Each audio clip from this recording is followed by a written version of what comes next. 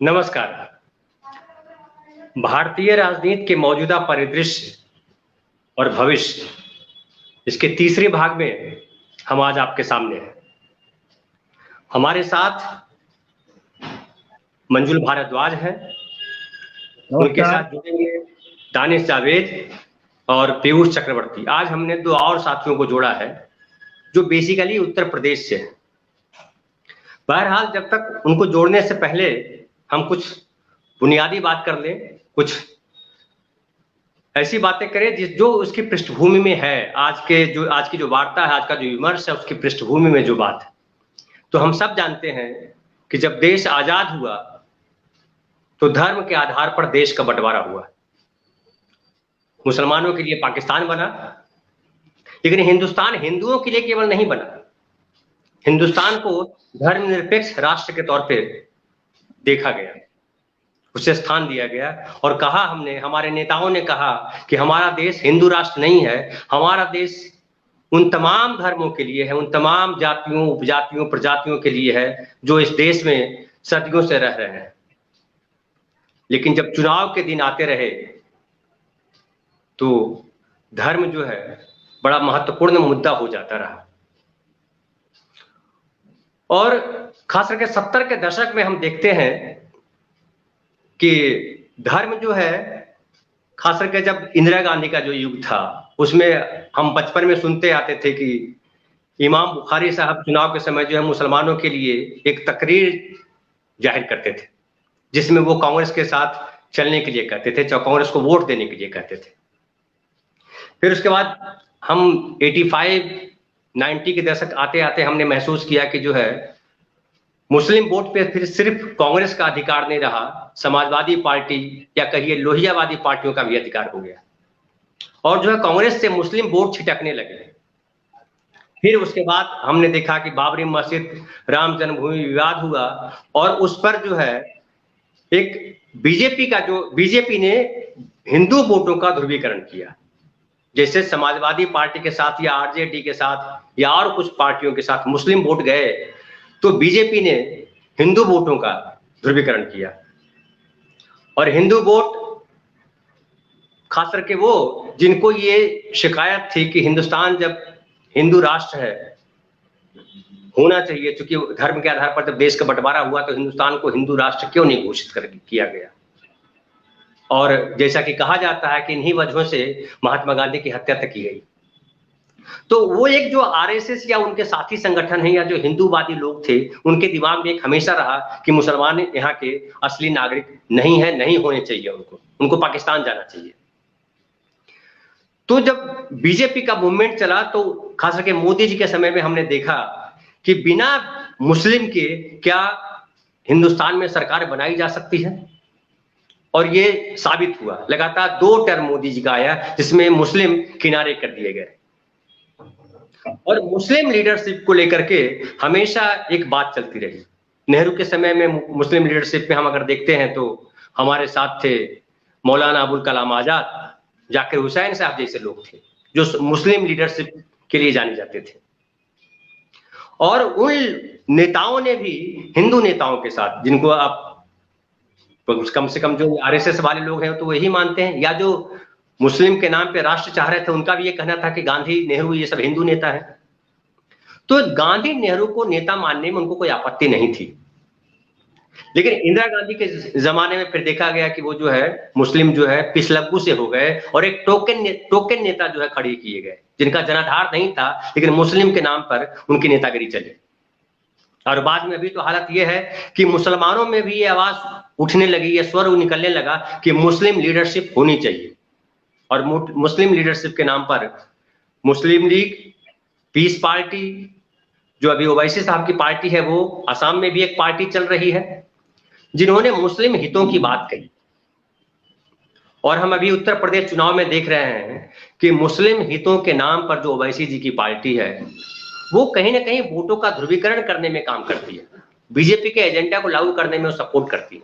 और जो एक धार्मिक समरसता हिंदुस्तान में रहे, इस पे जो विचार किया गया था और इस वजह से धर्मनिरपेक्ष राष्ट्र बनाया गया था, उस पर हमेशा एक खतरा सा दिखता है। तो आज हम बात करने के लिए यहाँ उन्हीं मुद्दों पे बात करेंगे कि मुस्लिम लीडरशिप क्यों नहीं है, क्या उसे होना चाहिए, और अगर हो तो किस रूप में हो। तो हम बात शुरुआत करते हैं, तब तक जुड़ेंगे हमारे और एक साथी। तब पहले हम बात करते हैं अपने साथी मंजुल भारद्वाज के साथ। मंजुल जी, क्या महसूस करते हैं मुस्लिम लीडरशिप को लेकर के? आपके मन में क्या आ रहा है, किस तरह से देखते हैं मुस्लिम वोटों का ध्रुवीकरण जिस तरह से होता है, या हिंदू वोटों का जो ध्रुवीकरण होता है, उसमें आप क्या देख पा रहे हैं? देखिए, पीयूष जी बहुत खड़खड़ाहट आ रही है आपके। पीयूष जी बहुत खड़खड़ाहट आ रही है।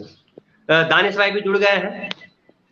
दानिश भाई, हम आपके पास आते हैं, इसके पहले मंजुल जी से हम बात रख रहे हैं कि मंजुल भाई, कम शब्दों में देखिए कि क्या आप देख रहे हैं, कैसे देख रहे हैं मुस्लिम लीडरशिप को या मुस्लिम राजनीति को, या भारत में मुसलमानों के लिए क्या स्पेस है?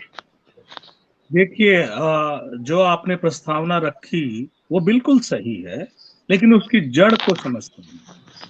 और उसकी जड़ में है कि जो आपने बिल्कुल दुरुस्त फरमाया कि जो विभाजन की विभीषिका हुई, उसके बाद जो कांग्रेस की सरकार बनी, उसका काम था मुस्लिमों को संरक्षण देना। क्यों? क्योंकि जो गांधी के हत्यारे हैं, मनु के वंशज हैं, सावरकर के अनुयायी हैं, उन्होंने देश में दो राष्ट्र के सिद्धांत को फैलाया। जिन्ना उसके आवेश में आ गए, और उसके बाद जब देश आजाद हुआ तो ये जो मनु वंशज हैं, गोडसे वंशज हैं, इन्होंने मुस्लिमों पे कालिख पोतने का काम किया कि आपने देश का बंटवारा किया। जबकि टू नेशन थ्योरी पता है सबको कि किसने उसको प्रस्तावित किया था। एक बात। दूसरी बात, आजादी के उसमें तबकर के जो कांग्रेस आई थी, और खासकर नेहरू लाल बहादुर शास्त्री तक, इवन 1971-72 तक कांग्रेस ने मुस्लिमों को सही संरक्षण दिया।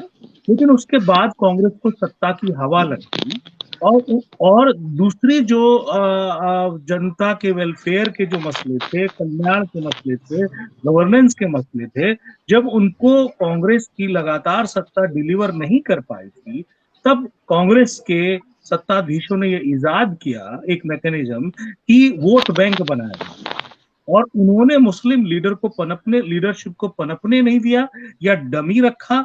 और खास बात ये हुई, 1 मिनट और लेता हूं, कि उन्होंने ये प्रपंच रचा, ये कांग्रेस की देन है कि उन्होंने प्रपंच रचा कि मुस्लिमों को कुछ मत दो, यानी कि पढ़ाई लिखाई में उनको पीछे रखो, जब भी चुनाव आता है ऐसे जुमले चलाओ कि इस्लाम खतरे में है, और उस जुमलों का उपयोग उन्होंने कहीं कभी कभी छोटे बहुत दंगे भी करा दिए, ताकि मुस्लिमों को लगे कि हम कांग्रेस के राज में ही सुरक्षित हैं। ये कांग्रेस ने उसका उपयोग किया। लेकिन 1975 के बाद, 77 के बाद समाजवादियों ने उस तकनीक का उपयोग किया, और फिर कांग्रेस से छिटक कर उन्होंने मुस्लिम वोटर को अपने साथ किया। उसके बाद जब रामलला का दरवाजा खुलवाया राजीव गांधी ने, उसके बाद गोडसे वंशजों ने फिर से कांग्रेस के इस हथियार का उपयोग किया, लेकिन हिंदुओं के पोलराइजेशन के लिए किया। ये मित्र, ये हम देखते हैं। और जब आप दूसरा मौका देंगे, या उसमें एक लाइन बोलूं कि लेकिन इनकी जो मिथ्या है, इनके जो भ्रम है, उन पे हम दूसरे सेगमेंट में आपके साथ बात करेंगे। पीयूष जी, आपकी खड़खड़ाहट बहुत तेज है, साउंड ठीक नहीं हो रहा है, साउंड आपका ठीक नहीं आ रहा है, उसको जरा ठीक करिए पहले, कि बहुत डिस्टर्ब हो रहा है।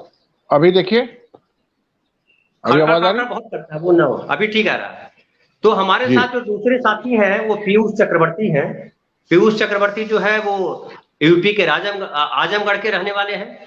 हम सब जानते हैं कि आजमगढ़ जो है मुस्लिम आबादी वहां ज्यादा है, अच्छी तादाद में है, और वो पीयूष जी वहीं पले बढ़े हैं। बहुत खड़खड़ाहट है पीयूष जी। अभी देखिए, आवाज आ रही है? अभी आवाज आपकी आ रही, खड़खड़ करके बहुत करता है। तो पीयूष जी, हम आपसे ये जानना चाहते हैं कि जो भारत तो एक ऐसा देश है, धर्मनिरपेक्ष राष्ट्र के तौर पे भारत को हमने देखा है, लेकिन इसमें फिर भी धर्म की राजनीति लगातार होती रही है। तो आप जरा बताएं कि आजमगढ़ में आप पले बढ़े हैं, तो वहां धर्म चुनाव में किस तरह की भूमिका निभाता है? जी।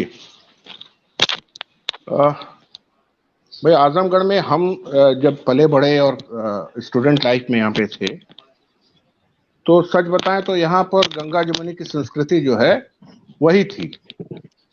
और आजमगढ़ का इतिहास रहा है, सिर्फ एक बार यहाँ दंगा हुआ था 71 से 75 के बीच में।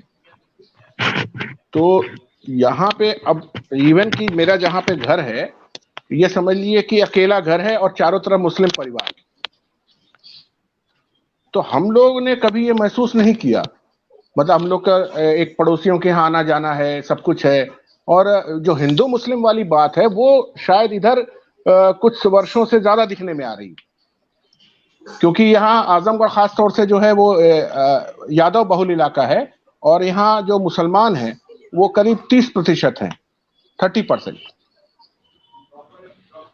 तो जहां तक यहाँ अगर आप बात करते हैं आजमगढ़ की, तो आजमगढ़ में अभी भी काफी सद्भाव है, मतलब ये पता नहीं लगता है। अच्छा, तो अगर ये हमको बता पाए कि जब चुनाव का समय आता है तो क्या वोटों का ध्रुवीकरण होता है कि मुस्लिम मुसलमान को वोट दे रहे हैं, हिंदू को वोट दे रहे हैं, ऐसा कुछ होता है क्या? आप कह सकते हैं 80% ऐसा होता है, 80%। पीयूष भाई थोड़ा सा आप लेफ्ट हो, थोड़ा सा आप लेफ्ट रहे, क्योंकि आपका फेस कट रहा है। करेक्ट, अभी बोलिए। हाँ ठीक है, बोलिए। हाँ, तो 80% जो है वो वोटों का ध्रुवीकरण होता है यहाँ पे। तो उसका क्या आधार होता है, किस तरह से होता है, कैसे? देखिए, पहले यहाँ मुसलमान कांग्रेस के साथ था, मैं खुल के बात करूं। उसके बाद बहुजन समाज के साथ हुआ, उसके बाद समाजवादी पार्टी के साथ। अच्छा पीयूष भाई, जब आपसे हम बात नहीं कर रहे हैं तो क्या साउंड अपना रोक सकते हैं? अगर रोक सकते हैं तो अब हम दानिश भाई की तरफ जाते हैं। दानिश भाई, मेरी आवाज आप तक आ रही है? जी जी, अब आ रही है, बीच में चली गई थी। अच्छा, तो दानिश साहब के लिए दर्शकों को जो हम बता दें कि दानिश भाई हमारे सामने पहली बार हैं दर्शकों के सामने, लेकिन दानिश भाई हमारे बड़े अच्छे पुराने मित्र हैं, राइटर एसोसिएशन में हम लोग हैं। और दानिश भाई जो है, एक खास बात यह है कि दानिश भाई बिजनौर से आते हैं, उत्तर प्रदेश से आते हैं। और इसके अलावा दानिश भाई टेलीविजन सिनेमा के अच्छे लेखक हैं, बड़े अच्छे नामचीन शायर हैं। तो दानिश भाई, आपका जो है क्या आकलन है कि ये जो धर्मनिरपेक्ष राज्य है, धर्मनिरपेक्ष राष्ट्र है हमारा भारतवर्ष, इसमें धर्म जो है चुनावों में किस तरह की भूमिका निभाता है?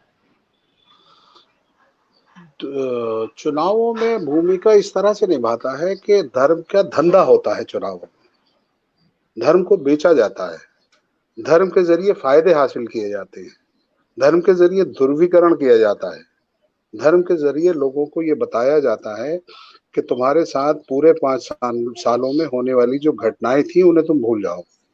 तुम्हें यही याद रखना है कि तुम्हारा इष्ट देव कौन है, या तुम्हारा खुदा कौन है, या तुम्हारा ईश्वर कौन है, और उसकी बुनियाद पर अपने सारे गम बुलाकर, सारे दुख बुलाकर हमारे साथ आना है, क्योंकि हम तुम्हें उस पार ले जा सकते हैं।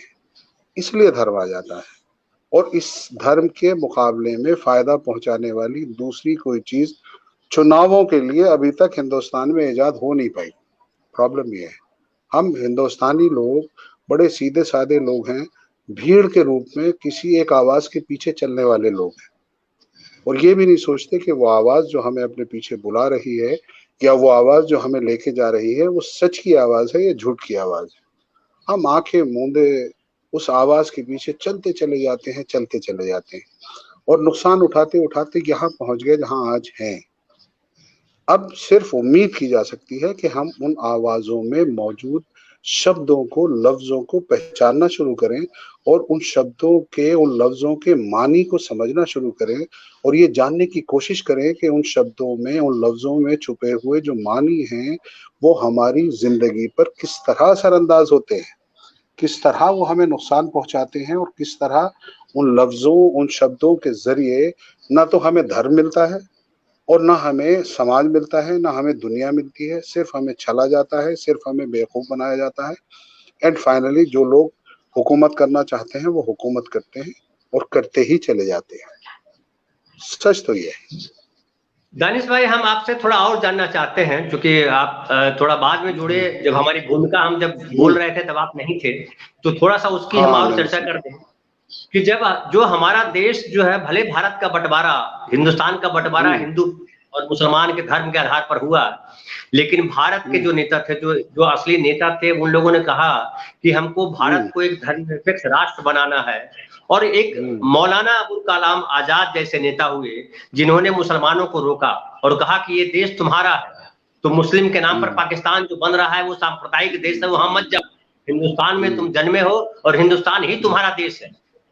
तो एक जो है, उस समय आजादी के बाद भी एक जो मुस्लिम और हिंदू वोटों का ध्रुवीकरण जो मामला होता था वो नहीं हुआ करता था। उस समय एक लीडरशिप थी, और ऐसा था कि अगर जो मुस्लिम के नेता कहिए कि जिन्ना जिस तरह से उभरे थे, तो जिन्ना के आवाज पे सब लोग नहीं चले गए हिंदुस्तान से पाकिस्तान। ढेर सारे मुस्लिम आबादी जो है वो हिंदुस्तान में रह गई मौलाना अबुल कलाम आजाद के कहने पर, और एक धर्मनिरपेक्ष राष्ट्र के निर्माण में अपना योगदान करने के नाम पर उन्होंने माना कि हम धर्म के नाम पर अलग नहीं किए जा सकते हैं, क्योंकि हमारा इतिहास, हमारी जड़, हमारी संस्कृति एक है, हम हिंदू के साथ मिलकर के बड़े हुए हैं, हिंदू मुसलमान एक है, तो हम धर्म के आधार पर नहीं बटेंगे। एक निर्णय था मुसलमानों का जो यहाँ रह गए। लेकिन हम जब 70 आते आते देखते हैं, जब नेहरू इरा खत्म होता है, तो हम देखते हैं कि जामा मस्जिद से इमाम बुखारी जो है एक तकरीर पढ़ते हैं चुनाव के समय, और सारे वोट जो है कांग्रेस को दिया जाए, ऐसा एक माहौल बनता है। तो मुझे लगता है कि पहली बार मुसलमानों को वोट के तौर पे देखा जाने लगा 70 के दशक में। और जो है, जो मुस्लिम लीडरशिप उस समय जो खड़ी की गई, वो एक टोकन लीडरशिप रही, वो सही मायने में जमीन से जुड़े हुए नेता नहीं रह गए उस दौरान। और वो छलकता, वो टूटता यहाँ तक आ गया कि अब मुस्लिम लीडरशिप की बात होती नहीं है। या तो आप समाजवादी पार्टी के साथ जाते हैं, या लालू प्रसाद यादव के साथ जाते हैं, या बसपा के साथ जाते हैं, आपके अंदर कोई नेता नहीं दिखाई पड़ता है। चाहे मुलायम सिंह को आप नेता मान लीजिए, या लालू प्रसाद को नेता मान लीजिए, या मायावती को नेता मान लीजिए, या एनसीपी को मान लीजिए, किसी पार्टी को मान लीजिए, ये स्थिति बन गई है। और ऐसे में हम देख रहे हैं कि जब से खास करके जो है बाबरी मस्जिद के बाद का जो कांड हुआ, उसमें बड़ा उभार आया इस बात पे कि वोटों का ध्रुवीकरण धर्म के आधार पर हुआ। और ओवैसी जो है अपने आंध्र प्रदेश से वो बिहार तक पहुंच गए, अभी उत्तर प्रदेश में भी चुनाव लड़ रहे हैं। तो क्या मुस्लिम वोटर जो है लीडरशिप ढूंढ रही है? क्या हिंदू नेता, जिसको आप कह सकते हैं, या हिंदू जो जिन पार्टियों में नेता है उनके साथ उनका गुजारा संभव नहीं है? क्या आप देख रहे हैं, क्या सोच रही है मुस्लिम कम्युनिटी? देखिए, एक चीज को हमें समझना पड़ेगा। आप भारद्वाज जी भी बात कर रहे थे बहुत अच्छी, टू नेशन थ्योरी से आप भी कर रहे हैं। बड़ी इंपॉर्टेंट बात यह है कि जब हम मुस्लिम समाज की बात करते हैं, आप 1946 की मौलाना आजाद की का जो एड्रेस है टू द मुस्लिम्स वो देखें। और बड़ी खूबसूरत बात उन्होंने कही कि अगर आसमान से कोई फरिश्ता उतरे और जामा मस्जिद की मीनार पे बैठ के मुझसे ये सवाल करे कि तुझे हिंदू मुस्लिम एकता चाहिए या स्वराज, तो मैं हिंदू मुस्लिम एकता मांग लूं। यानी उनके नजदीक इस हिंदुस्तान में रहने वाली ये दो कौमें, हिंदू और मुसलमान, आजादी से भी बड़ी थी, स्वराज से भी बड़ी थी इनकी एकता।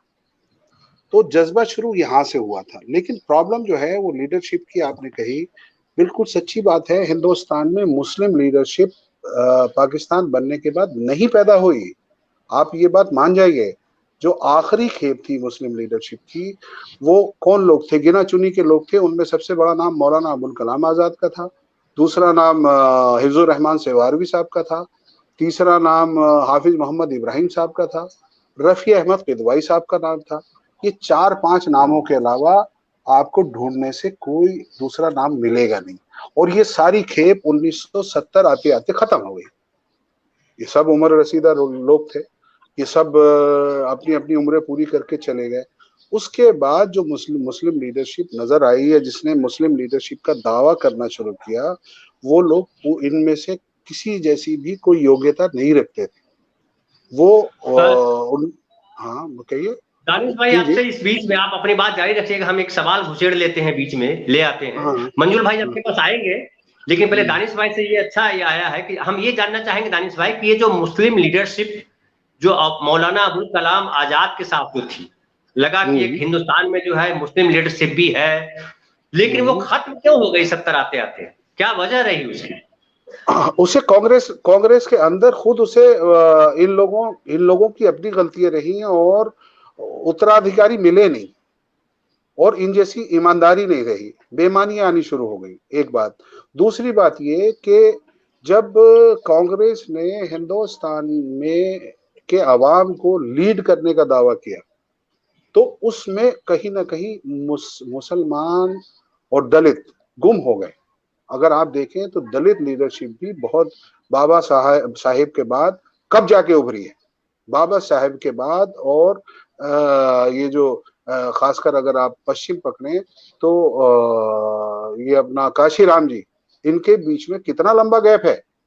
वो बात सिर्फ मुसलमानों की नहीं है, बड़ा लंबा गैप है। और लोग ये जो कांग्रेस के रिजिम में एक सोशल इंजीनियरिंग हुई और वो सोशल इंजीनियरिंग ऐसी थी कि कांग्रेस की लीडरशिप जो है वो हिंदुस्तान की लीडरशिप है, किसी अलग समाज को अलग से लीडरशिप की जरूरत नहीं है। चाचा नेहरू हिंदू और मुसलमान के लीडर हैं या दूसरे लीडर हिंदू और मुसलमान के लीडर हैं, मिसेस गांधी तक भी यही रहा। प्रॉब्लम कहाँ शुरू होती है, हमें ये समझना पड़ेगा कि हम हिंदुस्तानी हिंदू और मुसलमान कब हुए।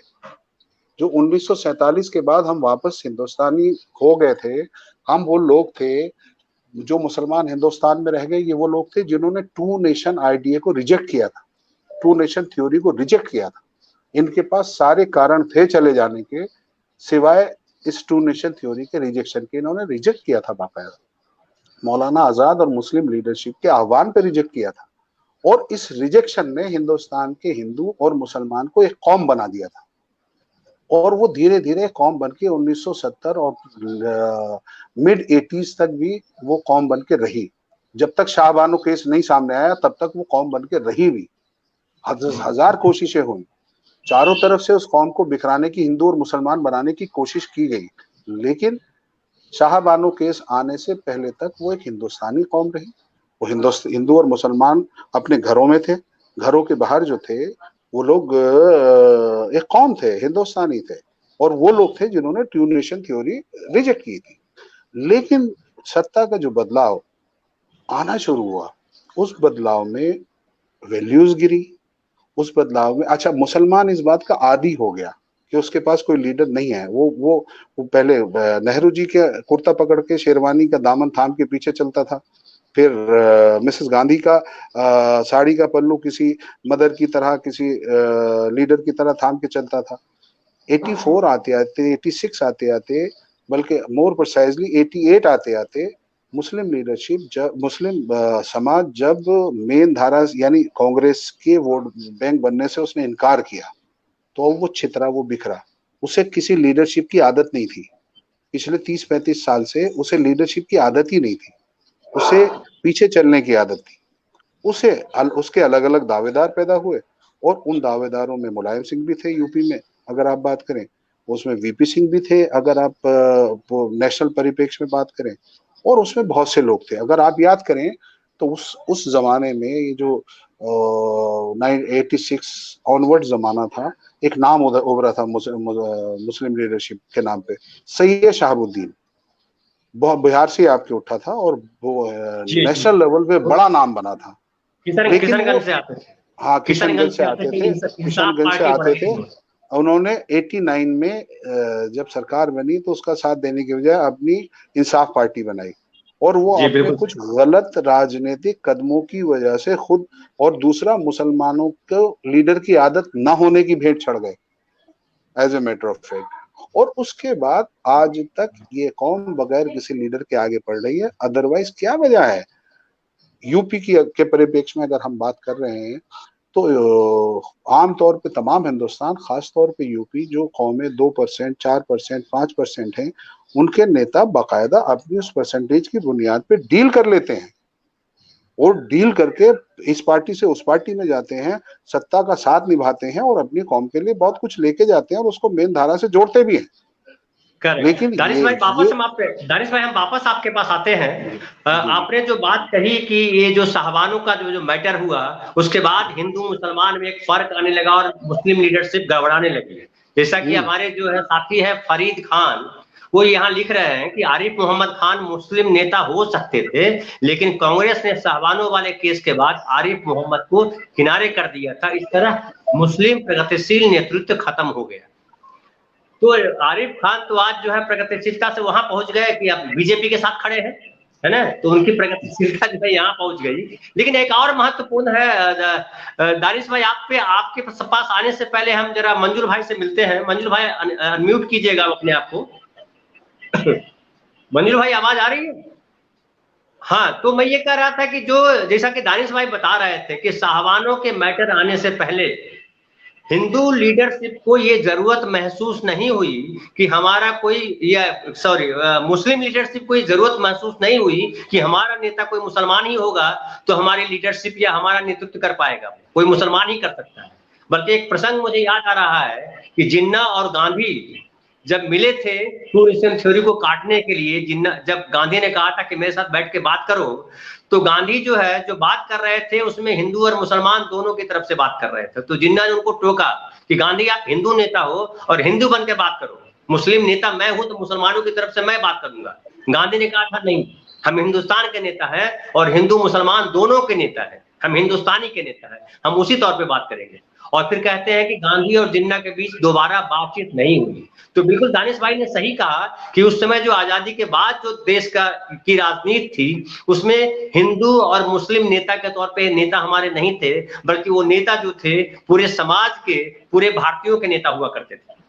बल्कि धनंजय जी, सॉरी टू इंटरप्ट यू, इसमें और मैं ऐड कर दूं कि जहां मुस्लिम समाज को किसी लीडरशिप की जरूरत नहीं थी, साथ साथ वो लोग जो हिंदू समाज की लीडरशिप का दावा कर रहे थे, हिंदू समाज उन्हें रिजेक्ट कर रहा था, मुसलसल रिजेक्ट कर रहा था, और मुसलसल आजादी के बाद से 30 साल तक रिजेक्ट करता रहा। वो चिल्लाते रहे, कहते रहे कि हम हिंदू लीडर हैं, लेकिन उनमें से किसी को एक्सेप्ट नहीं किया गया, क्योंकि ये कौम थी, हिंदू मुसलमान अलग अलग नहीं थे, ये कौम थी। अपने घरों में हिंदू मुसलमान थे, बाहर निकलते थे तो सब एक हिंदुस्तानी कौम थी और साथ मूव कर रहे थे। तो दोनों तरफ ऐसा था। बिल्कुल बिल्कुल। अच्छा मंजूर भाई, कांग्रेस पे एक जो बड़ा आरोप लगता रहा, खास करके आरएसएस और बीजेपी लगाती रही कि कांग्रेस जो है मुस्लिम तुष्टीकरण की नीति अपनाती रही। कांग्रेस ने मुसलमानों को ज्यादा तवज्जो दिया। उनके प्रति जो शुरुआत में नेहरू का एक भाव था कि मुसलमान, चूंकि यहाँ देश का बंटवारा हुआ है, बहुत बड़ा हिस्सा चला गया, वहां पाकिस्तान चला गया और यहाँ बहुत बड़ा दंगा हुआ, हिंदुस्तान में भी पाकिस्तान में भी, तो मुस्लिम जो आबादी है वो थोड़ी सहमी हुई है, तो उसके साथ थोड़ा हम प्यार वाला भाव ज्यादा रखें, हम उनके साथ एक भाव, विशेष भाव रखें, ये भाव था। लेकिन वो कब तुष्टीकरण में बदल गया, इस पे आप क्या प्रकाश डालेंगे? क्या वाकई वो तुष्टीकरण है या आरएसएस का आरोप लगता रहा केवल? नहीं, बात में थोड़ा सा दम है, तथ्यात्मक है। मैं फिर से कह दूं कि मनुवंशजों ने टू नेशन थ्योरी के आधार पर जो विभीषिका हुई उसमें गोडसे वंशजों ने मुसलमानों को बदनाम करने के लिए कि तुम ही जिम्मेदार हो इस बंटवारे के, तो उसके लिए नेहरू ने सही नीति अपनाई कि उनको संरक्षण देना, उनके जाल माल को नुकसान ना पहुंचे। और सबसे बड़ी जो खास बात आज भी मैं कहूं कि मुस्लिम समाज नहीं चाहता है कि धर्म के नाम पर उनकी कोई लीडरशिप हो, इसलिए जो भी उभरता है वो खारिज हो जाता है। और इस बात में मैं कह दूं कि मोदी के रूप में जो हिंदुओं ने भी हिंदू लीडरशिप की, वो भी आज पछता रहे हैं और उसको खारिज करने की तैयारी में हैं। इस बीच में जो खास बात थी कि जो भारत के नेता थे वो गांधी थे, मुस्लिमों के, क्योंकि जब मुस्लिम जो थोड़े बहुत जा रहे थे, गांधी ने कहा यहीं रहिए, गांधी के कहने पे वो रुक गए। और ये विश्वास जो है गांधी ने एक संविधान के रूप में दिया कि हर धर्म के व्यक्ति को बराबर का नागरिक माना जाएगा, जिससे मनुवंशजों को चोट पहुंची और उन्होंने गांधी की हत्या की। एक बात। दूसरी बात, नेहरू के बाद जब समाज में कांग्रेस जन कल्याण के कार्यक्रम नहीं कर पाई तो हिंदू वोट छटकने लगा। उसकी भरपाई करने के लिए कांग्रेस ने जो उनको जायज एक ध्यान रखा जाना चाहिए था, उसको उन्होंने उसकी जरूरत बना लिया और उन्होंने उनको एक वोट बैंक के रूप में तब्दील कर दिया। मसलन ये हुआ कि कहीं भी कांग्रेस की ये रणनीति रही कई सालों तक, मतलब मैं कहूं 2-3 दशकों तक, जब तक लोहियावादियों ने मुसलमानों को नहीं घेरा, तब तक कांग्रेस क्या करती थी कि थोड़ा बहुत दंगा भी कराती थी और उसके बाद मुस्लिमों को लगता था हम यहाँ इनके साथ सेफ है। लेकिन कांग्रेस ने जो मुस्लिमों को छला, वो ये छला कि उन्होंने चुनाव के वक्त ये नारा लगवा दिया कि इस्लाम खतरे में है, लेकिन मुसलमानों को शिक्षा नहीं दी, उनको मकान नहीं दिए, उनको रोजगार के मुहैया साधन नहीं कराए और उनको घेटोज में रहने दिया। इसमें कांग्रेस ने वो काम किया।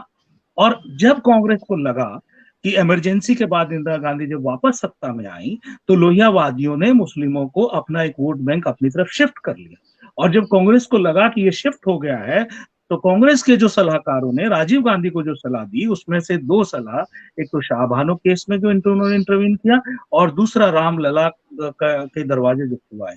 उसके बाद जो है गोडसे वंशजों को लगा कि हम जो है मुस्लिमों को छोड़ देते हैं, उनके बारे में हम भ्रम फैलाते हैं, और उन्होंने वो भ्रम की थ्योरी रची कि मुसलमान जो है वो क्या नाम है देशद्रोही हैं। अभी भी देखिए ना, अभी यूपी में क्या हो रहा है, 80-20 की बात चल रही है।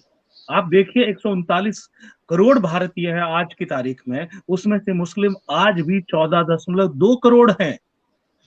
आप समझिए, यानी कि 139 करोड़ में करीब करीब 20 करोड़ 20 लाख के आसपास है। तो ये मिथ्या कि भारत जैसे बड़ी आबादी के देश में 6% की आबादी बढ़ाकर की जाए, ये बहुत भ्रम है। और उसी तरह की जो कॉन्स्पिरेसी थ्योरी है वो चलाई गई, जो कि मुस्लिम समाज ने आज तक खारिज की। और मैं ये और कहना चाहता हूं कि आज एनआरसी और सीएए में जब मोदी की सत्ता तूती बोल रही थी और कोई हिंदू खड़ा नहीं हो रहा था, तो मुस्लिम बहनों ने, माताओं ने, नानियों ने, दादियों ने सीएए के खिलाफ प्रतिरोध किया। और मैं ये भी कह दूं कि सीएए और एनआरसी केवल मुस्लिमों के लिए नहीं है, वो जो भी भारत में रहने वाला है जिसका जमीन खेती का लैंड होल्डिंग नहीं है, वो सब खतरे में है।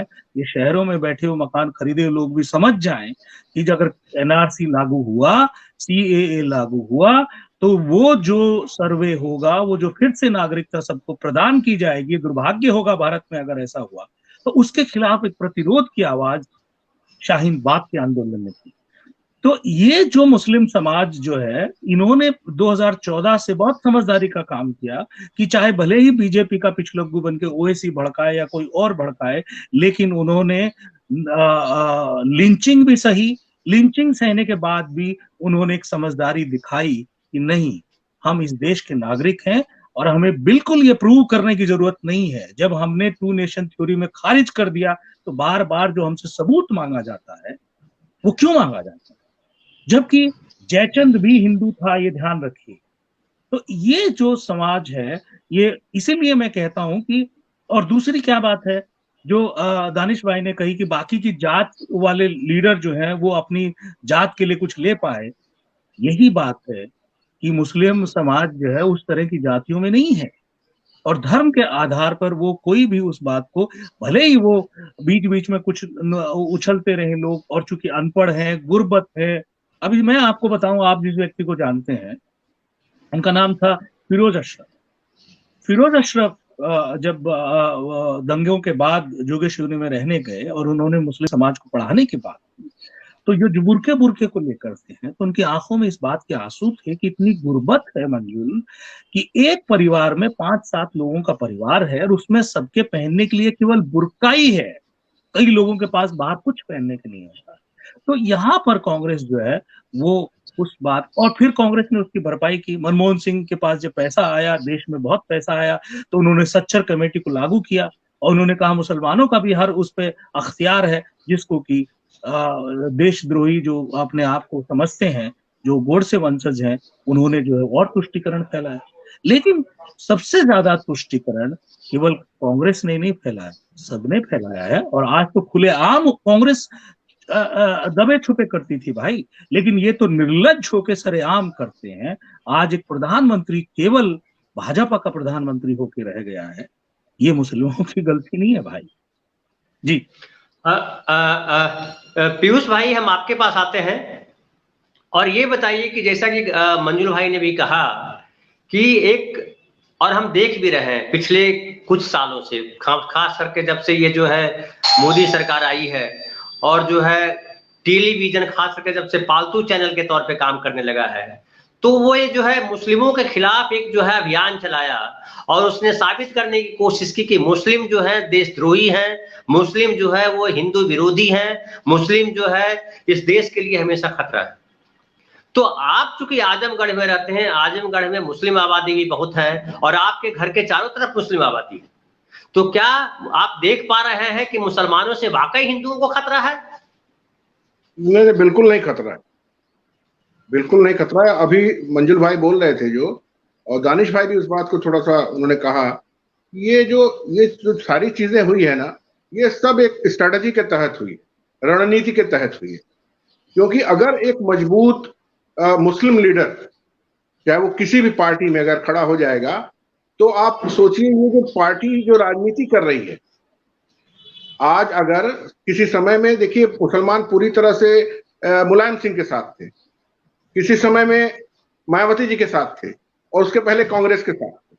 तो अगर आप देखिए कोई तगड़ा मुसलमान लीडर जो है, अगर हिंदुस्तान, वैसे लीडर्स तो हुए हैं यहाँ, काफी मजबूत लीडर्स हुए हैं, अबुल कलाम साहब जैसे लीडर्स हुए हैं।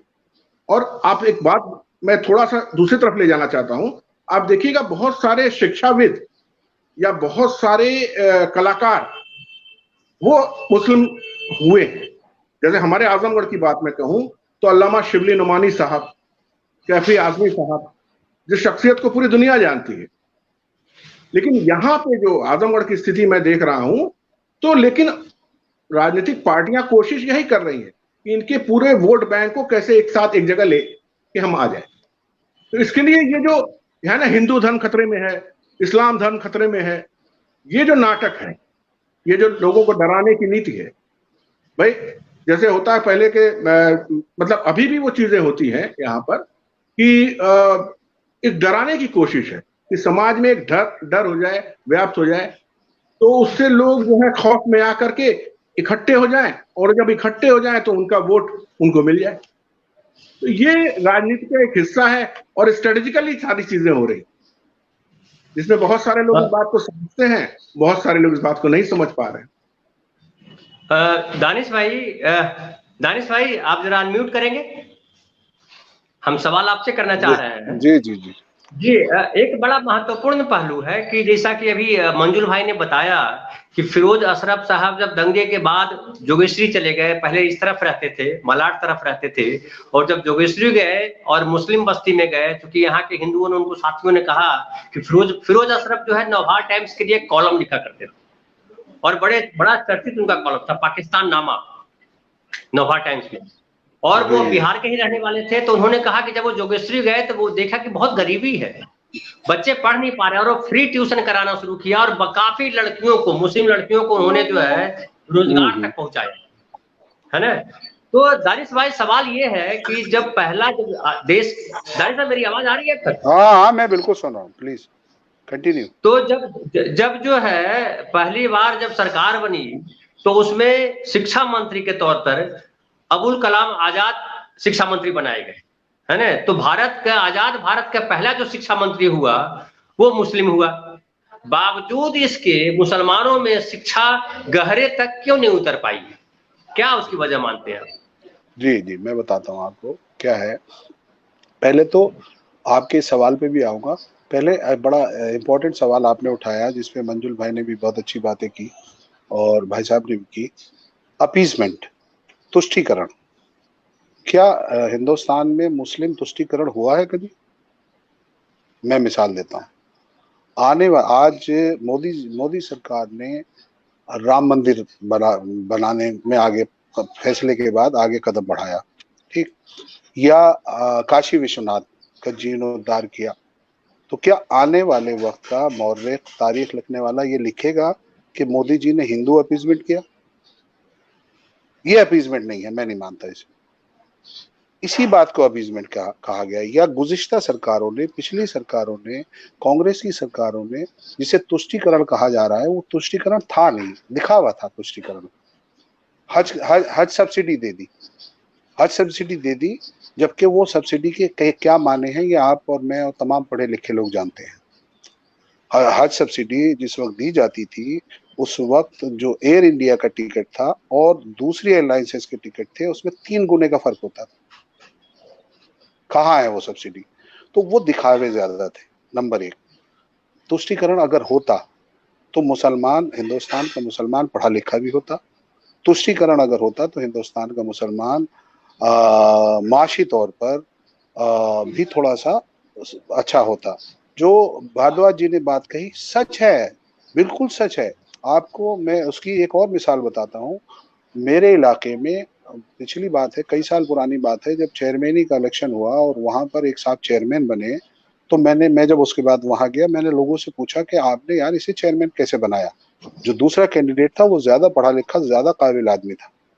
तो मुझे ये बताया मुसलमानों ने कि साहब हमने उसको इसलिए बनाया, और उसको क्यों नहीं बनाया, उसका कारण ये है कि हमारे ये जो जिसको हमने चेयरमैन बनाया है, ये हमारे साथ थाने चला जाता है। हमारे थाने के जो छोटे छोटे से केसेस होते हैं उनमें ये हमारे साथ चला जाता है, हमारे लिए वहां झगड़ा कर लेता है, और वो जो आपका पढ़ा लिखा कैंडिडेट है वो हमारे साथ थाने नहीं जा पाता, इसलिए हमने उसको चेयरमैन बना दिया। तो अब आप देखिए कि समस्याएं कहाँ हैं और कितनी छोटी छोटी जगहों पे है। बिल्कुल ऐसा ही है कि लोगों के पास बुर्के नहीं है, बुर्का इसलिए पहना जा रहा है कि घर से निकलने के लिए उनके पास कोई अच्छा लिबास नहीं है। बुर्के की आड़ में, धार्मिक परिवेश की आड़ में वो अपनी गुर्बत को, गरीबी को छुपा लेते हैं। एक बार अब आप आइए शिक्षा। शिक्षा किसी भी समाज की अगर हम बात करें पहली जरूरत है, लेकिन उससे पहले भी एक जरूरत है, और वो ये है कि शिक्षा हासिल करने के लिए आपके घर में रोटी तो होनी चाहिए। बात वापस वहीं पे आती है। आपका पेट भरा हुआ है तो आप अपने बच्चे को स्कूल पढ़ने के लिए भेजेंगे। अगर आपके पास उस जमाने के परिप्रेक्ष्य में बात करें, आपके नए बच्चे के बस्ता खरीदने के लिए, उसे एक तख्ती और 2 कॉपी दिलाने के लिए पैसे नहीं हैं, क्यों हमारे हिंदुस्तान में स्कूलों में सरकारों ने खाने की व्यवस्था की? हम जब बचपन में पढ़ते थे उस वक्त भी हमने ये देखा कि स्कूलों में चने और कुरमुरे क्या क्या बंटता था। क्यों? इसलिए कि हमारी समस्या शिक्षा से भी पहले सर्वाइवल की थी। सर्वाइवल हमारा प्रॉब्लम था, नंबर 1। नंबर 2, शिक्षा मंत्री रहे मौलाना आजाद भी शिक्षा मंत्री रहे। आप ये समझिए उस वक्त कोशिशें की गई। ये आईआईटी रुड़की है, इसको किसने कायम किया? इसका प्रपोजल ही कहाँ से उठा? मौलाना हिफ्जुर रहमान और ये अपना हाफिज मोहम्मद इब्राहिम। पूरा आप जाके देखेंगे पीछे तो मालूम होगा कि पहले ड्राफ्ट से लेके और शिलान्यास तक ये लोग थे। प्रॉब्लम कहाँ आई? प्रॉब्लम यहाँ आई कि घर से स्कूल तक का जो रास्ता है उसके दरमियान में भूख पड़ती है, उसके दरमियान में अभाव पड़ते हैं, उसके दरमियान में बेरोजगारी पड़ती है। उस बेरोजगारी ने इनको, सर सैयद का मूवमेंट क्या था जो उससे पिछली सदी में था? सर सैयद का मूवमेंट ही ये था कि तुम अंग्रेजों से लड़ना चाहते हो तो अंग्रेजों से लड़ने के लिए तुम्हारे पास तीर तलवार की जरूरत नहीं है, तुम्हें शिक्षा से लड़ना पड़ेगा, अपने आप को शिक्षित करना पड़ेगा। शिक्षित करोगे, और हुआ, उनके मूवमेंट का असर हुआ, बहुत आगे तक बढ़ा। लाइकवाइज तो शिक्षा से पहले देखिए, अपीजमेंट की जब कोई बात करता है मैं उससे ये सवाल करता हूँ, मुस्लिम अपीजमेंट की बात करता है कि हमारा संविधान ये धर्म की बुनियाद पे रोकता है इस बात से कि कोई मुसलमान शेड्यूल ट्राइब नहीं हो सकता। क्यों नहीं हो सकता? धर्म की बुनियाद पे आरक्षण मिलेगा नहीं, लेकिन आरक्षण रोका जा सकता है। रुका हुआ है 70 सालों से, 75 सालों से। कोई क्या, वो लोग, क्योंकि हिंदुस्तान में जो मुस्लिम आबादी है मैक्सिमम लोग कन्वर्टेड हैं, तो क्या शेड्यूल ट्राइब कन्वर्ट नहीं हुए थे? और उस कन्वर्जन ने उनसे ये हक छीन लिया कि वो आसानी पा सकें जो शेड्यूल कास्ट या शेड्यूल ट्राइब को मिलता है। अभी महाराष्ट्र में आपके वो एनसीबी के हवाले से पूरा केस चला इस बात को लेके। नवाब मलिक ने जो उन पे इल्जाम लगाए अधिकारी पे, वो वानखेड़े पे, वो यही थे कि वो मुसलमान हो गया इसलिए वो उसका अधिकारी नहीं रहा। क्या धर्म बदलने से या किसी एक धर्म में होने से या दूसरे धर्म में होने से या हिंदू होने से या मुस्लिम होने से या सिख या ईसाई होने से हमारा खून बदल जाता है? क्या भूख धर्म देख के लगती है? क्या प्यास धर्म देख के लगती है? क्या सूरज जो निकलता है वो धर्म देख के हमें एनर्जी देता है? चांद की ठंडक धर्म देख के देता है? अगर ये सब नहीं देते तो हमने अपने धर्मों को अपने घरों तक सीमित क्यों नहीं रखा? घर के बाहर हम हिंदुस्तानी क्यों नहीं है? मैं आपको बहुत दिलचस्प बात बताता हूँ। बचपन में जब मैं छोटा सा था, मेरे फादर के दोस्त होते थे, वो जनेऊधारी पंडित थे, गौ सेवा करते थे, बड़े अफसर थे। सुबह हम देखते थे कि सुबह अपने ऑफिस जाने से पहले गांव की सेवा करते थे। 6-8 गायें थी उनके घर में। लेकिन क्या आप हैरान होंगे आप ये बात जान के कि मैं ये देखता था कि उनके घर में मेरे पापा के, मेरे फादर के खाने के बर्तन अलग थे और मेरे घर में उनके खाने के बर्तन अलग थे। और वो पंडित जी जब हमारे घर आते थे तो हम बच्चे थे, हमसे कहते थे, जा अम्मा से कहियो मेरे वाले कप में चाय भेज दे। तो मैं बड़ा हैरान होता था। और एक दिन मैंने उन दोनों से पूछा कि आप दोनों को बुरा नहीं लगता कि एक दूसरे के घर में बर्तन अलग है? तो दोनों हंसे और दोनों ने ये कहा कि बेटा हमें चाय से मतलब है या बर्तन से? अगर ये पंडितायन खुश है इस बात पे तो उसे होने दे, तेरी अम्मा खुश है इस बात पे तो होने दे, प्रॉब्लम क्या है? हमारा भाईचारा कहीं नहीं जाने वाला। ये चीज मार दी गई। हमारी दुश्मन ये है ना। अशिक्षा भी बाद में दुश्मन है, गरीबी भी बाद में दुश्मन है। क्योंकि देखिए बहुत पुरानी मिसाल है, सैकड़ों सालों से दी जाती रही है कि लकड़ियां इकट्ठी होती हैं तो कोई नहीं तोड़ सकता। एक एक लकड़ी को अलग अलग करके तोड़ेंगे तो उसे भूख भी तोड़ देगी, अशिक्षा भी तोड़ देगी, बेरोजगारी भी तोड़ देगी, सब कुछ तोड़ डालेगा। यही हमारे साथ हो रहा है। मैं आपको बताऊं कि मैंने जैसा कि हम न्यूज चैनल, मीडिया, सबके थ्रू हम देखते हैं, दुनिया के कई मुल्क सिर्फ इसलिए बर्बाद हो गए क्योंकि उनके आम लोगों के दिलों से, इंडिविजुअल्स के दिलों से लॉयल्टी टू द नेशन निकल गई। वो मैं अपने यहाँ होता हुआ देख रहा हूँ और मैं अकेले में बैठ के रोता हूँ इस बात पे कि हम अपने दिलों को, अपने सीनों को, अपने दिमागों को टटोल के देखें कि हमारे दिलों में, हमारे सीनों में, हमारे विचारों में हमारे वतन, हमारे देश के लिए लॉयल्टी कितनी है। क्या वो हमारी छोटी छोटी ख्वाहिशों, छोटी छोटी आरजुओं और छोटी छोटी चीजों के ऊपर है कि नहीं है? अगर नहीं है तो हमें फिर इस समाज में कुछ भी मांगने और कोई भी नारा लगाने का अधिकार नहीं है, बिल्कुल नहीं है। हमें सबसे ऊपर उस जज्बे को लाना पड़ेगा, जिस जज्बे को वतन परस्ती कहा जाता है। जिस दिन हम हर आदमी के दिल और दिमाग में वतन पर से मोहब्बत आ गई, उस दिन हिंदू और मुसलमान का फर्क अपने आप मिट जाएगा। उस दिन सारे फर्क मिट जाएंगे। ये बुनियादी बात है। दानिश भाई, अब हम आखिरी चरण की तरफ हैं, क्योंकि हम पौना घंटा बात कर चुके हैं। तो मंजूर भाई, सवाल आपसे है कि जैसा कि दानिश भाई बता रहे थे कि शिक्षा जो है तो तब न होगी जब आप रोटी का सवाल हल करेंगे। स्कूल और घर के बीच में रोटी आ जाती है, बिल्कुल सही है। लेकिन रोटी तो अपनी जगह रह गई, रोजगार अपनी जगह रह गया। ये बीच में ये आ गया पिछले कुछ सालों में, 15, 20, 25, 30 सालों में, बल्कि मैं कहूं कि 30 सालों में ये आ गया है कि हमारे बीच जो ये आ गया है कि एक चैनल आ गया है, कुछ नेता आ गए हैं और वो कहते हैं कि मुसलमान जो है देशद्रोही हैं, हिंदू समाज के लिए खतरा है। और मुसलमानों में भी ये भाव भर गया है कि हिंदू जो है हमारे लिए खतरा है, तो हमको उनसे संगठित होकर के लड़ने की जरूरत है।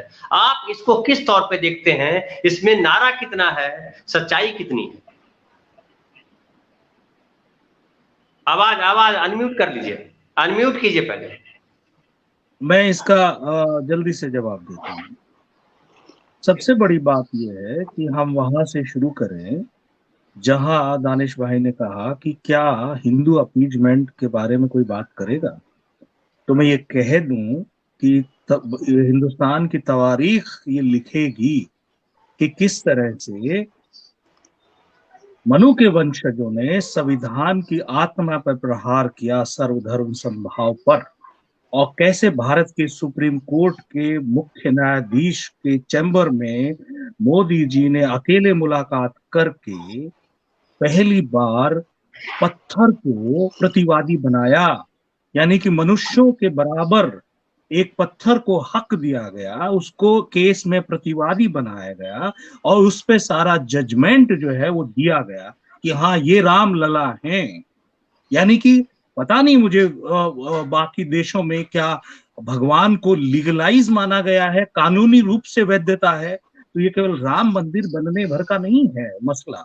ये हमारे यहाँ सुप्रीम कोर्ट ने अपने उस निर्णय से जो बात कह दी, वो ये कह दी कि भगवान कानूनी रूप से वैध है भारत में। ये बात समझिए, और यही इनका मकसद था। रही बात ये कि अगर हिंदुओं को भी धर्म के नाम पर ही कोई नेता चाहिए होता है, एक शगुफा हुआ, एक चुगलखोरी की तरह की जो एक षड्यंत्र मनुवादियों ने किया था, उसकी भरपाई मोदी के रूप में हो गई, पूर्ण बहुमत मिल गया। लेकिन आज यूपी के चुनाव के परिप्रेक्ष्य में देखिए कि प्रधानमंत्री स्वयं अपनी पूरी ताकत के साथ, विकारी परिवार के साथ यूपी का चुनाव हिंदू मुसलमान के नाम पर लड़ना चाहते हैं, तो क्यों नहीं हिंदू उनके पीछे खड़े हो रहे, क्यों नहीं लामबंद हो रहे, क्यों मुसलमान क्यों नहीं लामबंद हो रहे? इसलिए इस बात का मतलब समझिए आप कि ये भारत है, और अगर ये धर्म के नाम पे बट भी जाता है तो जातिवाद जो है वो अपनी तरह से घेरता है। ये हमारी एक जगह बुराई भी है, लेकिन कहीं कहीं ये एक अच्छाई के रूप में ये धर्म के नाम पर पनपे नेताओं को खारिज करती है। ये बात। दूसरी बात मैं ये कहना चाहता हूं कि भारत में कभी भी धर्म के नाम पर कोई राजनेता ना उभरे। धर्म के नाम पर राजनेता जो उभरा उसका नाम जिन्ना था, जिसने भारत के टुकड़े कर दिए। दूसरा नेता जो उभरा वो मोदी है, जिसने भारत को तहस नहस कर दिया, बर्बाद कर दिया। कितने साल लगेंगे हम कह नहीं सकते। एक झूठ है, मतलब भारत की अस्मिता सिर्फ एक मंदिर, अरे पूरा देश मंदिर है ना राम का। ये जो खड़ा किया, और आप देखें इनकी हस्र ये है कि राम मंदिर बनाने के बावजूद जनता इनको दौड़ा दौड़ा के दौड़ा रही है। मैं वो शब्द का उपयोग नहीं करूंगा। और अब तक मुसलमानों ने ये समझदारी दिखाई। देखिए, धर्म के नाम पर जो इंदिरा गांधी ने पंजाब में किया, एक नेता खड़ा किया, उसी ने उसकी जान ले ली, आप देख लीजिए। और मैं हिंदुओं से ये कहना चाहता हूं कि केवल 7 साल के राज में हिंदूवादी होने के नाम पर हिंदू राष्ट्र, और हिंदू राष्ट्र के बारे में भी एक 10 सेकंड बात करूं। क्या है हिंदू राष्ट्र? वर्णवाद है बेसिकली। वर्णवाद जो है, जो प्रकृति को नहीं मानता। प्रकृति सबको समान मानती है, विविध मानती है। कोई एक जैसा कैसे हो सकता है भाई? और वो शोषित दमित जो आपको ना पढ़ने दे, जो ना आपको समान समझे, वो वाला हिंदू राष्ट्र आप बनाना चाहते हो। तो ये आंखें खुल गई हैं ये 7 सालों में, और हिंदुओं को ये बात समझनी होगी कि धर्म के नाम पर एक बंटवारा देख लिया है, अब और बंटवारे वो नहीं करेंगे, ये मेरा विश्वास है। और मुसलमानों को बिल्कुल अपनी बात को लेकर के आगे एक नागरिक होने के नाते सबूत देने की बजाय एक रचनात्मक भूमिका निभानी होगी, जैसे शाहीन बाग के आंदोलन ने किया और एक नई किरण जगा। क्या कर लिया मोदी ने? उनका कर लिया कुछ? क्या कर लिया सुप्रीम कोर्ट? तो जब आप भारत निर्माण की बात करेंगे, लोकतंत्र की बात करेंगे, तब जो है देश मजबूत होगा। मुझे यही कहना है। मंजुल भाई, एक और सवाल, ये आखिरी सवाल है, फिर हम पीयूष भाई के साथ होते हुए दानिश भाई पे आएंगे। क्या आपको लगता है, आपने हालांकि एक बड़ी अच्छी बात कही कि धर्म के नाम पर एक नेता बने जिन्ना, उन्होंने देश का बंटवारा कर दिया। धर्म के नाम पर एक नेता बने मोदी जी, जिन्होंने देश को भुखमरी के कगार पे खड़ा कर दिया, देश का पूरा उद्योग धंधा चौपट हो गया। तो फिर भी एक कम्युनिटी, मुस्लिम कम्युनिटी में खास करके ये भाव है कि मुस्लिम लीडरशिप होनी चाहिए। आप उसको किस रूप में देखते हैं? अगर वो लीडरशिप होनी चाहिए तो किस तरह की होनी चाहिए, और होनी चाहिए मुस्लिम के नाम पे, धर्म के नाम पे लीडरशिप, या नहीं होनी चाहिए? इस पे कम शब्दों में रखें अपनी बात। मैं ये कहता हूं कि मुझे नहीं लगता है मुस्लिम समाज चाहता है कि धर्म के नाम पे कोई उनका राजनेता हो। पीयूष जी, आप क्या देखते हैं? नहीं, बिल्कुल बिल्कुल सही। मेरी आवाज आ रही है? हाँ, रुक गई थी, बोलिए बोलिए, कंटिन्यू कीजिए। हाँ बोलिए मंजुल भाई। धनंजय भाई, मेरी आवाज आ रही है? आ रही है, आ रही है। आपको मेरी आवाज नहीं मिल रही है? हाँ, आप आ गई। मेरी आवाज आ रही है? बोलिए। आ रही है, आपकी आवाज आ रही है। हाँ, ये लाइन कि वो नहीं चाहते धर्म के नाम पे उनका कोई राजनेता हो, नहीं तो ओवैसी बहुत सारा प्लान कर रहे हैं, बहुत सारे काम कर रहे हैं, आज से नहीं कई सालों से कर रहे हैं। मैं ये चाहता हूं कि पॉलिटिकल कॉन्शियसनेस, कोई एक राजनेता खड़ा हो, राजनेता आए जो धर्म के नाम पर ना हो, जैसा हमारे पहले शिक्षा मंत्री थे, जैसे बाकी के जो राजनेताओं की बात की, हमें हर समुदाय से, हर धर्म से राजनेता चाहिए, धर्म के नाम पर राजनीति करने वाला नेता नहीं चाहिए, और ना आए, ऐसी में कामना करते हैं। पीयूष जी, आप क्या कहना चाहेंगे इस पर? जब मुस्लिम लीडरशिप की बात हो रही है या हिंदू लीडरशिप की बात है, उसको लेकर के आपके क्या विचार है? नहीं, लीडरशिप तो देखिए, लीडरशिप में कोई बुराई थोड़ी, लीडरशिप तो बिल्कुल होनी चाहिए, लेकिन ये धर्म के नाम पे नहीं होनी चाहिए, क्योंकि धर्म और राजनीति को अगर हम मिलाकर चल रहे हैं तो इसमें तो नुकसान ही होना है, और ये हमेशा हुआ है। कई ऐसे राष्ट्र ऐसे भी हैं जिसके इसके कारण ही नुकसान हुआ है। तो मुझे नहीं लगता कि बिल्कुल धर्म और राजनीति, जैसे दानिश साहब ने कहा कि भाई हम अपने घर पे क्या कर रहे हैं, पूजा कर रहे हैं, नमाज पढ़ रहे हैं, या जो भी पूजा कर्म कर रहे हैं वो हमारी घर की चीज है, लेकिन हम राष्ट्र के लिए क्या कर रहे हैं, वतन के लिए क्या कर रहे हैं, कौन सा ऐसा सेवा का काम कर रहे हैं, या क्या ऐसा डेवलपमेंट का हम काम कर रहे हैं, या हम सोच रहे हैं, क्या हम चिंतन कर रहे हैं। मुझे भी यही लगता है, मैं सहमत हूं इस बात से बिल्कुल, कि ये पहली बात तो ये धर्म की राजनीति नहीं होनी चाहिए, धर्म विषय ही अलग है, इन दोनों को मिलाने के बाद तो नुकसान ही होना है। बिल्कुल। दानिश भाई, अब आपसे आखिरी सवाल हम कर रहे हैं, फिर एक बाइंड अप की तरफ जाएंगे हम, कि जो पिछले कुछ सालों से, 25-30 सालों से, खास करके कहते हैं कि बाबरी मस्जिद जब ढहाई गई और जो उसका विवाद गहरा चला, देश में एक अलग किस्म का माहौल बना, तो मुस्लिम जो समाज है उसके सामने एक भय का वातावरण बना। और 1947 के समय जो घटनाएं हुई थी, उसके जो घाव थे वो भरने लगे थे, लेकिन वापस वो हरे होने लगे, नए घाव आ गए। और ओवैसी साहब जैसे लोग जो मुस्लिम हित की केवल बात करते हैं, या और भी पीस पार्टी, आप उत्तर प्रदेश के आप जानते होंगे, पीस पार्टी वहां बनी, जो मुस्लिम हितों की बात करने वाली पार्टी बनी, मुस्लिम समाज की बात करने वाली पार्टी बनी, बीजेपी के बरक्स। तो आपको क्या लगता है, मुस्लिम समाज किस तरह से सोचता है? क्या वाकई मुस्लिम समाज में भय है, उसको हिंदुओं से खतरा लगता है, या वो जो लीडरशिप वाकई वो ऐसी लीडरशिप ढूंढ रहा है जो जिन्ना जैसी लीडरशिप दे सके? क्या लगता है आपको? देखिए, मैं आपको बताऊं, मुस्लिम समाज किसी भय में ना 90s में था ना आज है। और ये कथन ही मिथ है कि 1947 के बाद के जख्म भरने लगे थे या थे। 90s के डिकेड में कहीं कोई जख्म नहीं था, भर चुके थे। वो पीढ़ी भी चली गई थी, नई पीढ़ी थी, नए हिंदुस्तान में थी और नई तरह की सोच रखती थी। उस वक्त देखिए, मैं एक बड़ा इंपॉर्टेंट और बड़ा सेंसिटिव सवाल पूछ रहा हूँ, वो ये कि 92 से बड़ा, जब बाबरी मस्जिद का डिमोलिशन होता है, उससे बड़ा मजहबी उन्माद हिंदुस्तान में कोई नहीं हो सकता, हिंदू पॉइंट ऑफ व्यू से, मुस्लिम पॉइंट ऑफ व्यू से। तब बीजेपी सरकार नहीं बना पाई। 2014 और 2019 में कैसे बना ली सरकार? क्या ये उन्माद उससे बड़ा उन्माद था? नहीं, उन्माद नहीं था। पहली बार, जो भारद्वाज जी भी जिसकी तरफ इशारा कर रहे थे, पहली बार 80 लोगों से ये कहा गया कि ये 20 कमजोर लोग तुम्हें खत्म कर देंगे। ये बताया गया कि 1930 तक, जो है 2030 तक मुस्लिम प्रधानमंत्री बन जाएगा। अरे, पहली बात, अगर बन जाएगा तो क्या नुकसान है? दूसरी बात, किस कैलकुलेशन से बन जाएगा भाई? तो एक ये बहुत पुराना टैक्टिस है सियासी लोगों का। पहले खतरा खड़ा करो और फिर उस खतरे से निपटने के लिए खुद सामने आओ कि हम सेवियर हैं। ये 92 के उन्माद से बड़ी चीज है, जहां खतरा दिखाया गया, जहां ये बताया गया कि ये जो टोपिये है ना, ये तुमसे तुम्हारी चोटियां छीन लेंगी। ये जो धोतिये हैं ना, ये जो तहमदे हैं, ये तुम्हारी धोतियों को लांग खुलवा देंगी।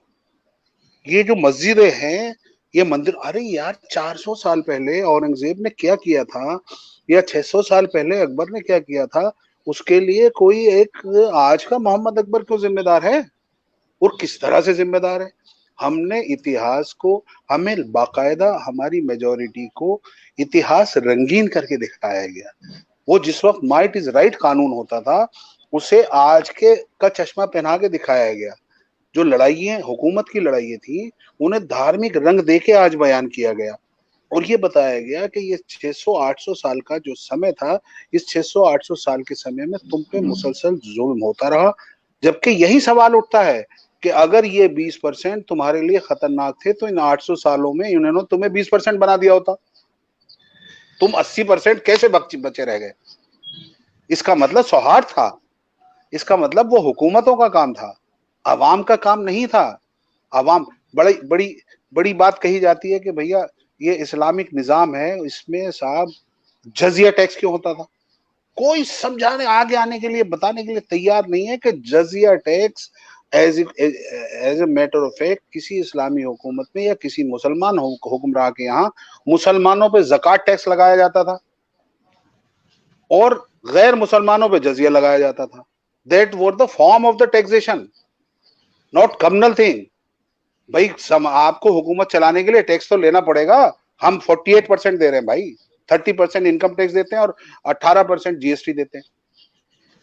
अब अगर मैं इस 18% को जजिया कहने लगूं तो क्या इस वजह से ये हो जाएगा कि भाई जजिया लिया जा रहा है? नहीं, वहां पर गैर मुस्लिम से या हिंदू से तो जकात नहीं ली जा सकती थी ना। वो बोलेगा मेरे धर्म में थोड़ी लिखा है यार, तुम्हारे धर्म में लिखा है, तुम दो जकात। कहने का मकसद यह है इन टोटलिटी के पूरे इतिहास को, वर्तमान को एक नई तरह से परिभाषित करके भविष्य का डर दिखाया गया। ये समय ने साबित किया कि ये 92 के उन्माद से ज्यादा खतरनाक काम था जिसने हुकूमत दिला दी। लिहाजा इसको समझना पड़ेगा, मेजॉरिटी को समझना पड़ेगा, माइनॉरिटी को समझना पड़ेगा। बल्कि मैं तो ये माइनॉरिटी शब्द भी इस्तेमाल नहीं करता, मैं ये कहता हूं कि हिंदुस्तान की सेकंड बिगेस्ट मेजॉरिटी है मुस्लिम। Why you call them minority? Second biggest majority है। तो इनको दोनों को समझना पड़ेगा और ये बताना पड़ेगा कि भैया अगर तुम सियासत करने आए हो तो हमारे गांव, हमारे मोहल्ले, हमारे शहर में आपके लिए कोई एंट्री नहीं है। आप हिंदू हो, आप मुसलमान हो, कोई भी हो, हिंदुस्तानी हो, यू आर वेलकम। आप संविधान की बात करने आए हो, यू आर वेलकम। हम आपके चरण धोएंगे, आप पे पुष्प वर्षा करेंगे। आप हमसे नए हिंदुस्तान की तामीर की बात करने आए हो, हम आपको भोजन कराएंगे, हम आपको कपड़े पहनाएंगे।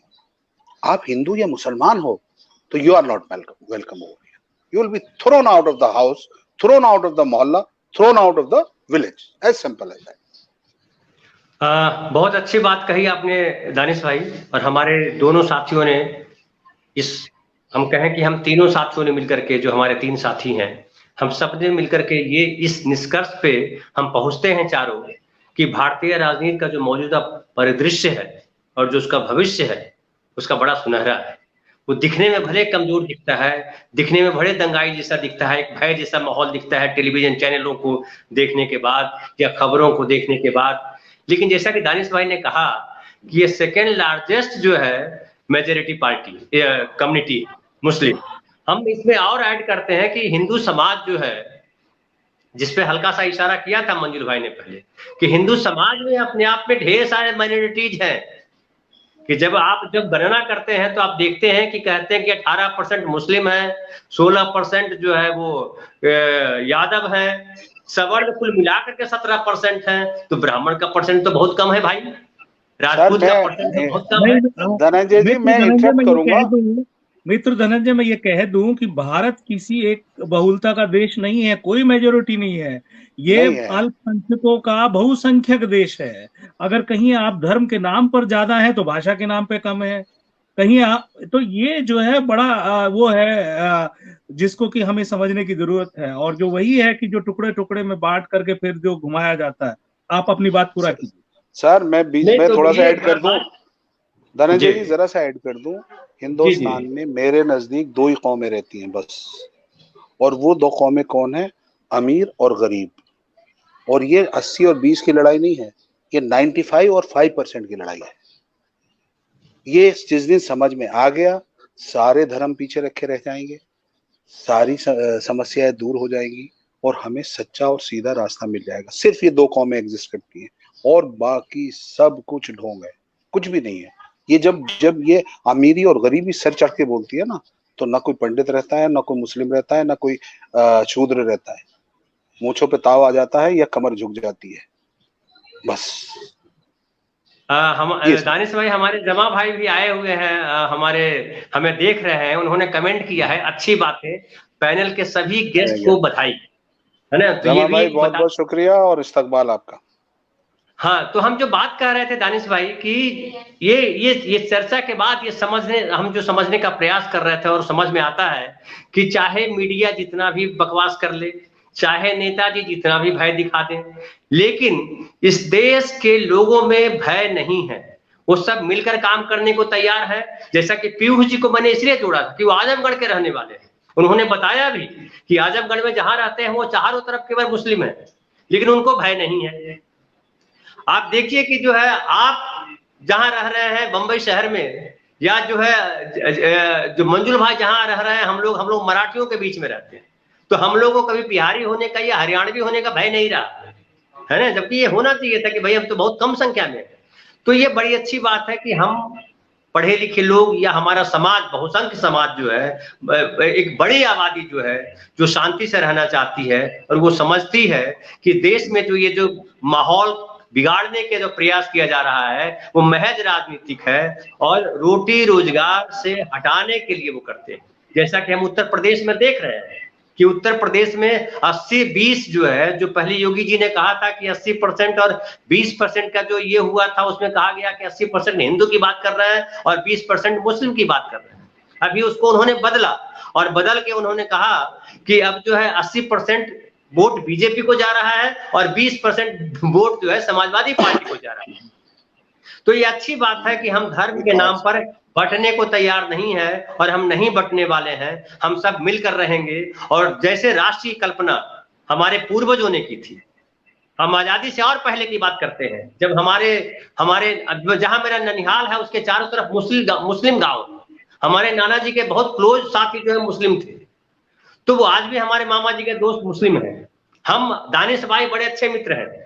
तो ये जो है, जो बंटवारा करना चाहते हैं, वो हम बंटने वाले नहीं है। वो आप तुष्टीकरण की बात कर रहे हो या खतरा बताओ कि भैया पाकिस्तान एक और बनेगा हिंदुस्तान में, है ना, तो वो सबसे कुछ होने वाला नहीं है। हम लोगों के सवाल एक है, और कांग्रेस पार्टी जो है या जो कोई पार्टी है, अगर उसको हमको धर्म के तौर पे देख रही है तो हम धर्म के तौर पर नहीं है, भारतीय के तौर पे हैं। और खुशी की बात यह है कि भारतीय संविधान में जो हमें कहा गया है, हम भारत के लोग, तो हम भारत के लोग हैं, भले अलग धर्म के हैं, अलग जाति के हैं, अलग पहचान के हैं, अलग संस्कृति के हैं, लेकिन हम सबकी आवाज, हम सबकी जरूरत एक सी है। तो आज हम अपना संवाद यहीं खत्म करते हैं। दानिश भाई आप आए, बहुत बहुत आभार आपका। पीयूष भाई आपका भी आभार, और मंजुल जी आपका तो बहुत बहुत आभार। हम साथ ही रहते हैं और हम कोशिश करेंगे कि अगले जो है, जो कल जो हम करेंगे, विचार जो करेंगे, उसमें हम बात करेंगे कि अभी उत्तर प्रदेश किस तरफ जाता दिख रहा है, और उत्तर प्रदेश जो भारतीय राजनीति को तय करता है, वो भारतीय राजनीति का भविष्य कहां जाने वाला है। बहुत बहुत धन्यवाद आप लोगों का, जो दर्शक के तौर पे हमारे साथ थे, उन सबका धन्यवाद।